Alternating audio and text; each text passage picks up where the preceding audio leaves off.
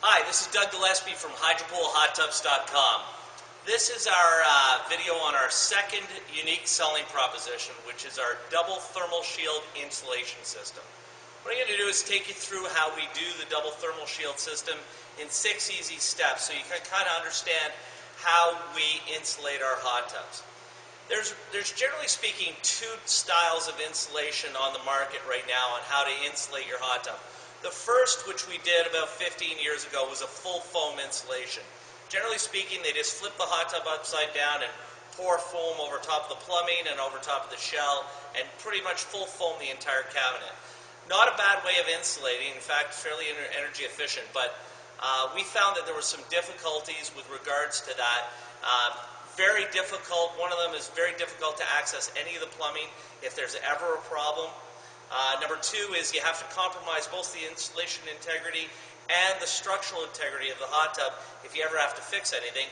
And number 3 is basically it's like putting your furnace of your house outside your house to heat your house. So essentially they put all their equipment, their plumbing and their pumps and their heater outside the insulation to heat their tub. The second type of insulation system out there is a dead air insulation system. And basically what they do is just insulate the cabinet. We also did that as well probably about 7 to 8 years ago, and it's actually, the idea is correct, but the execution is faulty. And one of the reasons, one of the things that we had problems with is that the plumbing had no support whatsoever. So really, 3 feet of pipe is about 15 pounds, so we're having quite a bit of leaks on the hot tub.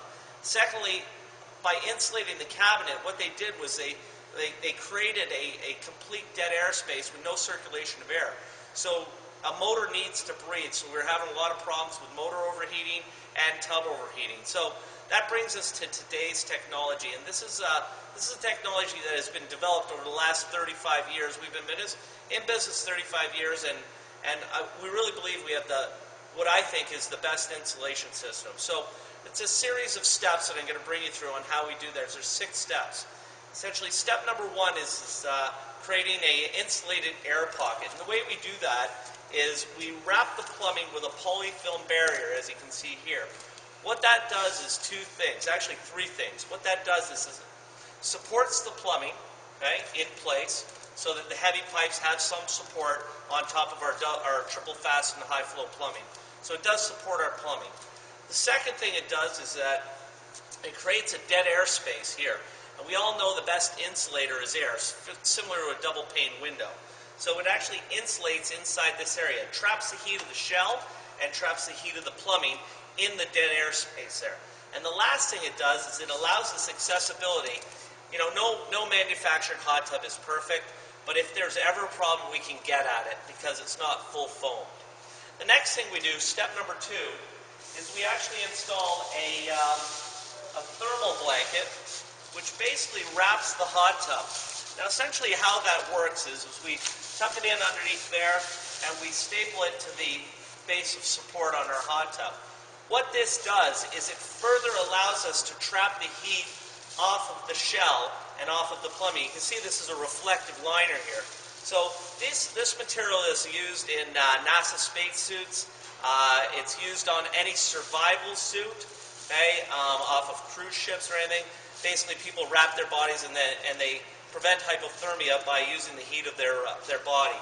So essentially, what we do is we wrap that around the polyfilm barrier, right around the entire tub, staple it to it. That essentially creates the first air space and the first air pocket, again, reflecting the heat of the plumbing and the shell back into the hot tub. It also, again, remember, it allows us full accessibility into the plumbing if we ever have to get at it. The third step is basically what we're doing is we're creating a secondary air pocket. And you can see this tub here has the cabinet installed on it. So essentially what we do is, and as you can see, it has the full thermal wrap around the first tub, and it's hollow inside there, created that first air pocket.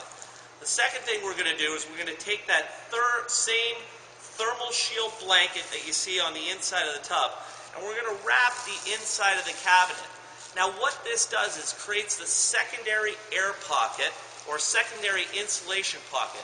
And what it's doing is essentially trapping the waste heat of the motor and reflecting it back into the tub. Now the nice thing about this is that a motor creates 1.5 kilowatts of heat. So you can imagine how hot this gets inside this area. So it's actually stapled to the inside of the cabinet, right around the whole entire cabinet.